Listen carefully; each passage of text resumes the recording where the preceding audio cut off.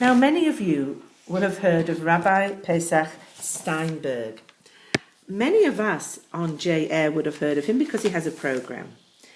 But he's been involved with so many communal activities, including something called Hearty Soup, which he's going to tell us all about.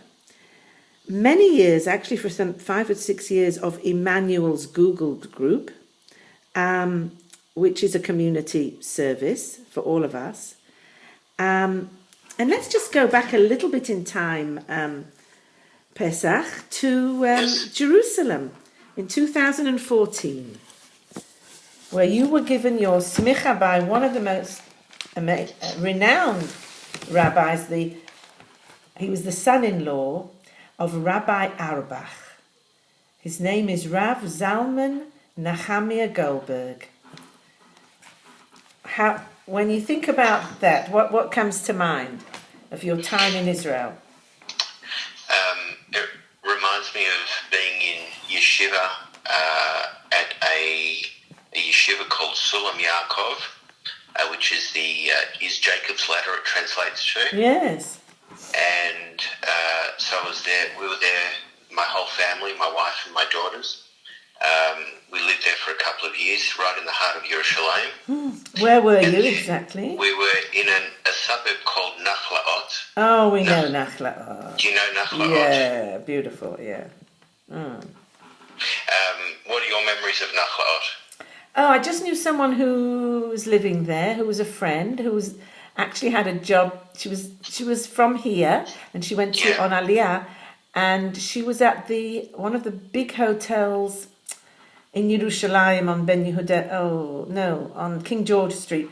And she lived in Nachlaot, so I went to her very place. Nice. Yeah, that's all. Yeah, it's a very eclectic kind of cosmopolitan area. Yes.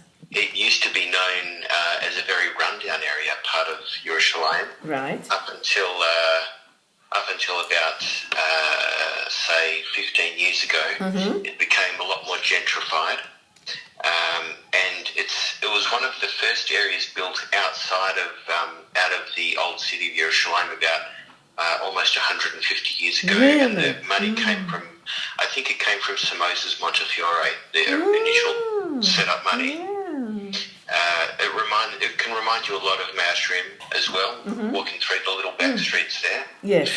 But there was I spent a little bit of time trying to find a yeshiva that was right for me. And lo and behold, right next door there was an old Yemenite shul. And in that Yemenite shul, there was running a yeshiva, and it was an English-based yeshiva with guys that were from all over the world, and they were in their mid to late 30s roughly. And it was a very kind of spiritual sort of place. It dwelt on a lot of Hasidic thought, and the rabbi had been a devotee of Rabbi Shlomo, who I also became one of my favourite rabbonim. So that was really wonderful to be around people who are that kind of spiritually inclined and singers, and it was a really wonderful kind of neighbourhood to live in. And I got heavily involved in that yeshiva, but then we came back to Australia afterwards, after a couple of years, and then one of my daughters went off to study for, what was it? I think it was about 6 months back in Yerushalayim. She stayed with some Australian people again in Nachlaot, who had migrated from Sydney. Yeah. And when I went to pick her up, I had been continuing my smicha studies where I left off in Yerushalayim. I'd been continuing my smicha studies, and then when I went to pick her up, I took Gabby with me. That's my daughter. I took Gabby with me to Rav Zalman Nahamiah Goldberg, to his house, which I think it's in Romema, from memory. Yeah. He also was on a teacher at Machon Lev, which Machon Lev is a fantastic school in Yerushalayim. It blends academia and yeshiva with learning a trade. It's a bit like going to... that's very good. Yeah. Isn't it marvellous? Yes, it's a bit like going to TAFE, but having but yeshiva much more on the than side. that. Much more. Wow. Yeah, it's so really fabulous. good. It's such a great idea. Anyway, there's a number of questions that you have to answer, which you can answer away from him. And I did those questions, and I had great help from the rabbis of my yeshiva while I did the questions. And then I visited with Gabby, and it was fabulous because first he wasn't home when we got there, and then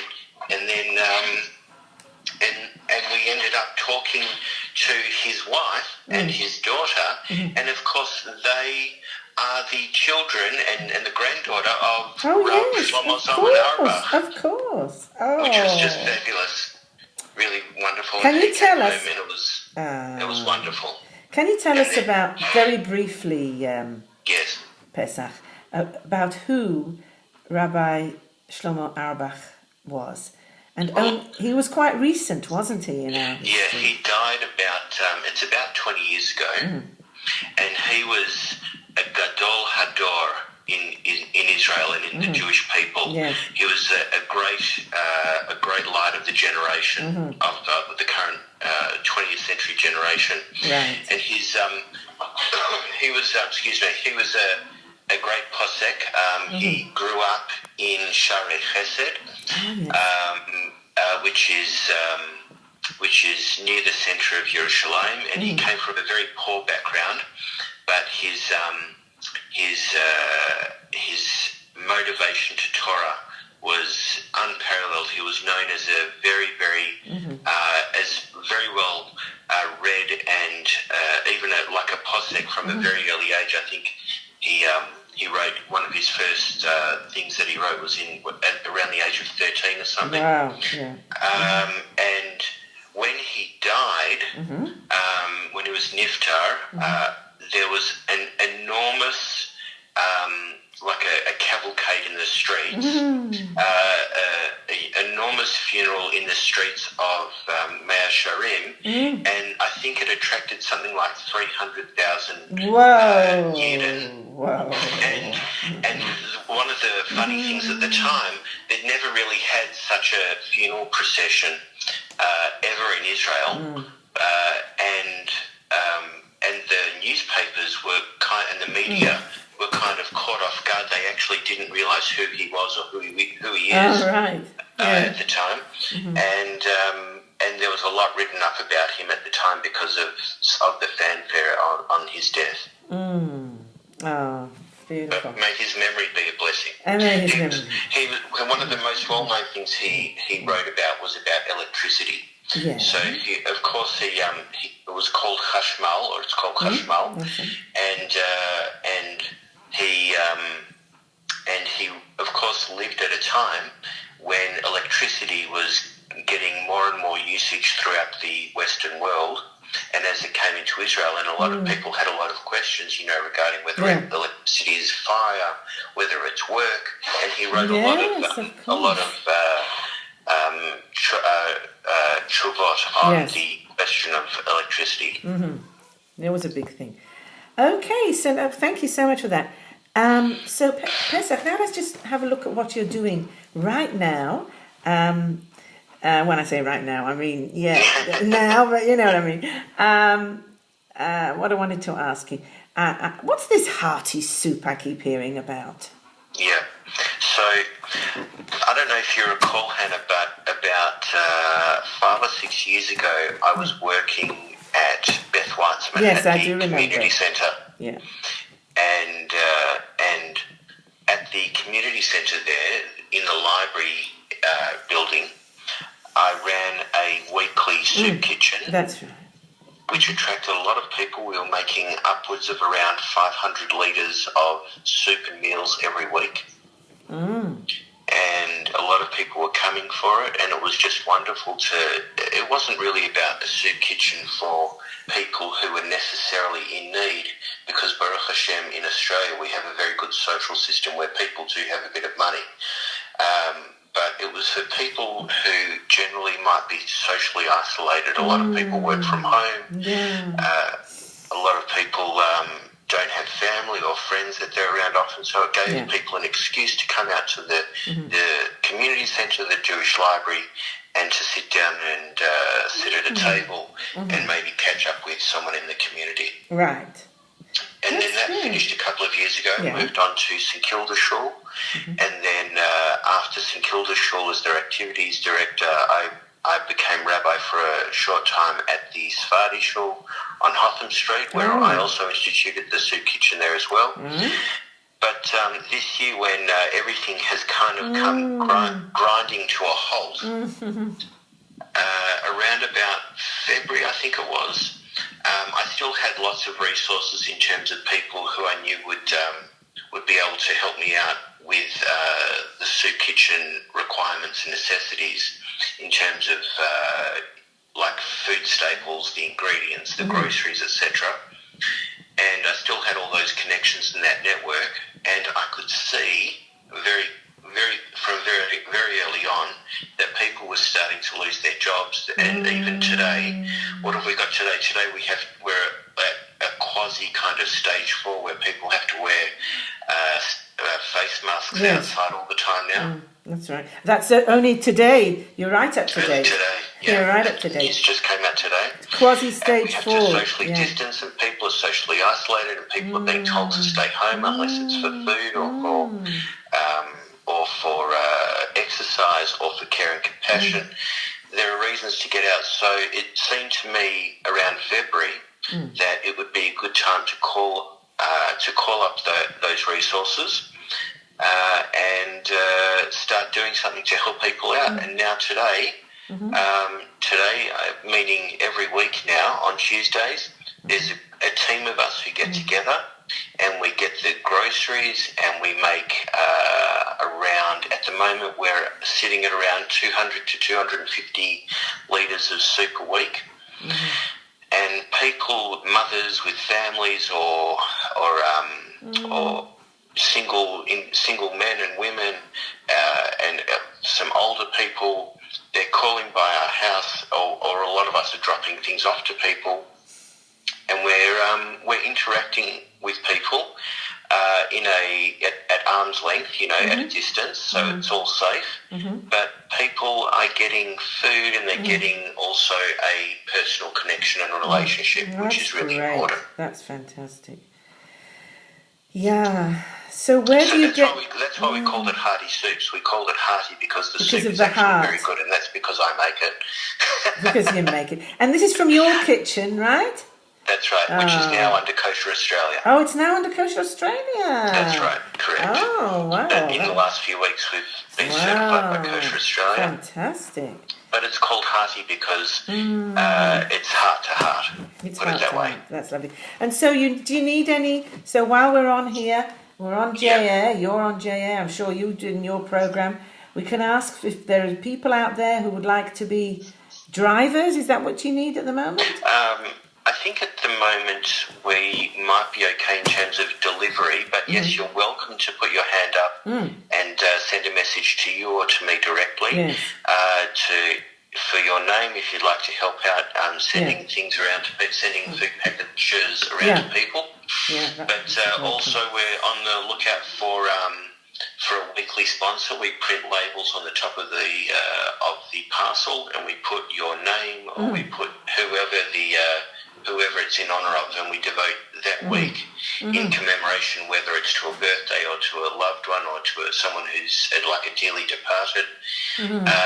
That's what we do. So how much is the sponsorship then? Well, honestly, it doesn't really matter. Some people have given 18, some people have given 50, some people have given 72, some people have given 180. Right. It's all over the place. It's it's not really about the money as such. It's just about the thought.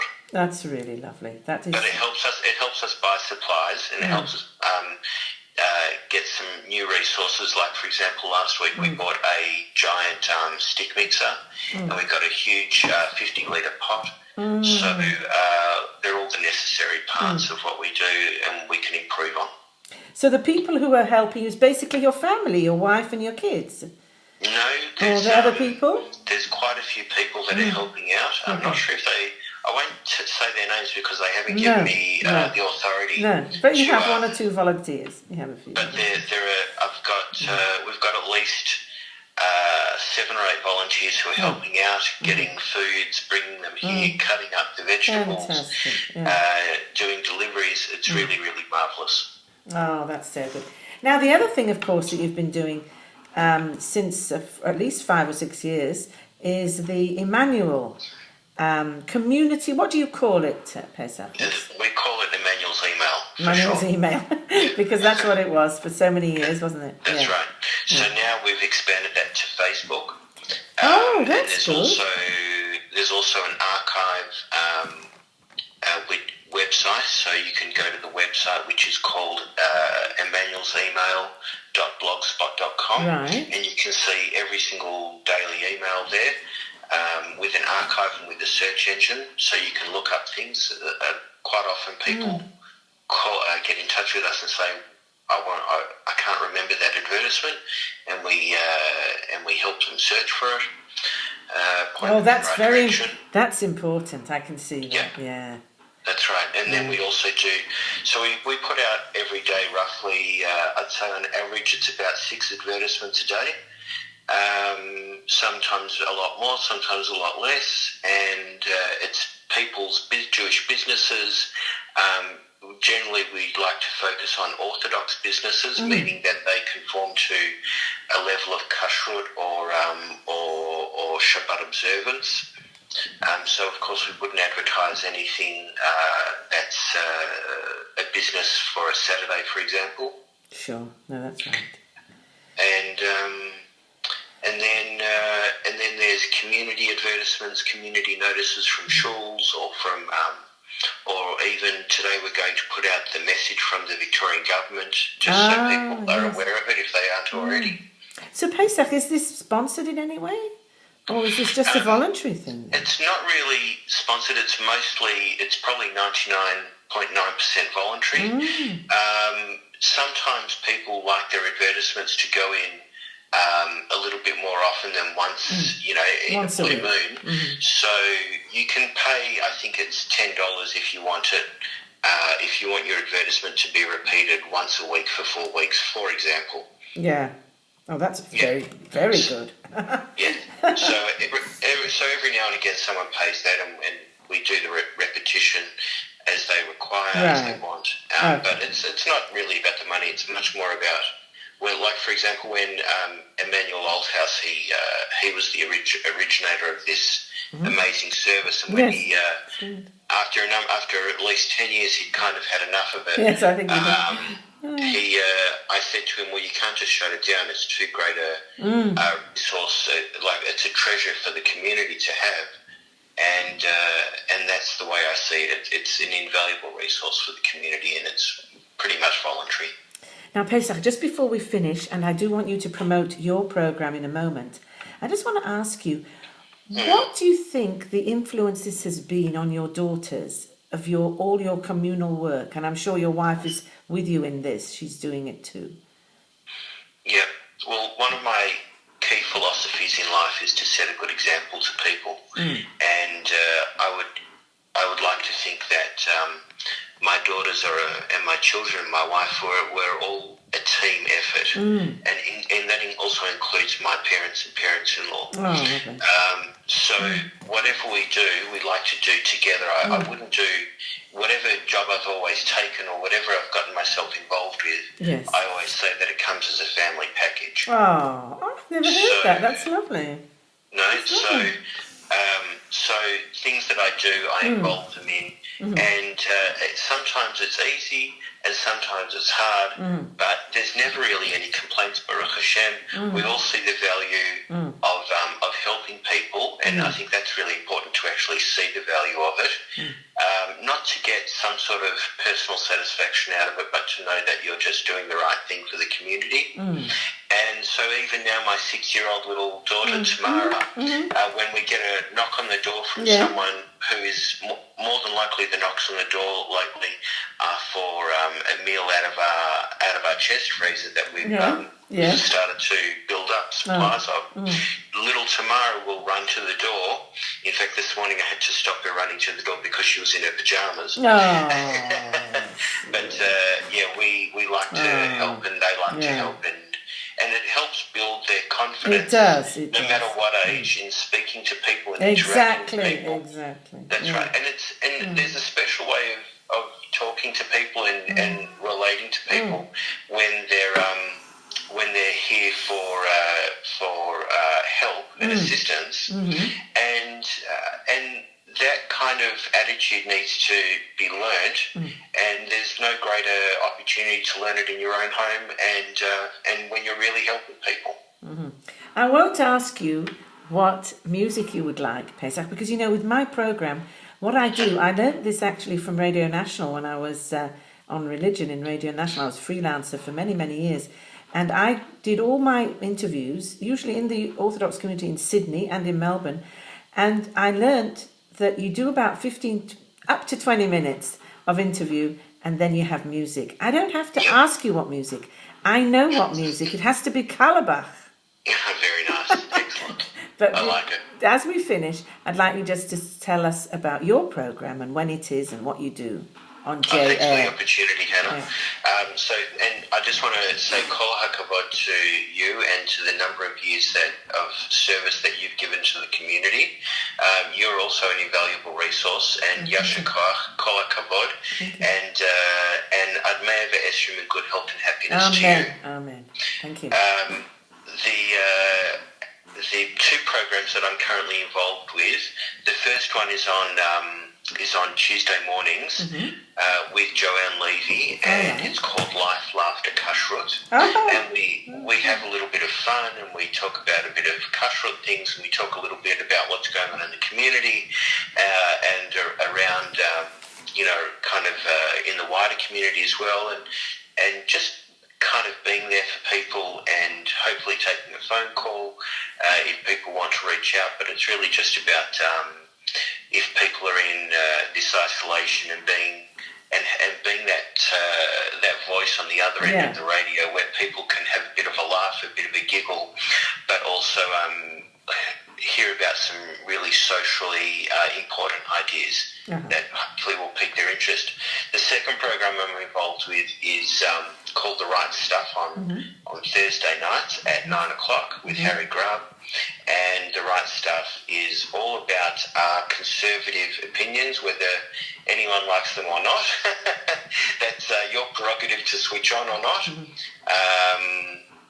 But we also welcome phone calls and have a bit of debate with people if they think we're wrong or right. Oh, I see. Really, when you say right, you mean politically right? Oh, no, not another one. Not another one. We've got too many right-wingers here on JA. What are you talking about? I'm all for a wonderful country like Australia, which has an excellent social welfare system. Yeah. So I think I'm very much middle of the road. Okay. Despite the fact that I'm probably leaning more to the right than the middle of the road. Okay. But I welcome debate and I welcome people's opinions and arguments and thoughts. And at what time is life is a learning process. Absolutely. What time did you say that was? And what's the name of at 9 o'clock on a Thursday night. And what's the name of your co-host? Harry Graf. Graf. How do you spell it? Graeve. Ah, right. Okay, lovely. Well, thanks so much, Pesach. We've really enjoyed it. And I hope people will come to you and sponsor and help you in all you do. Because you have given a great deal to our community. Thank you so much. We're all trying all the best. Okay.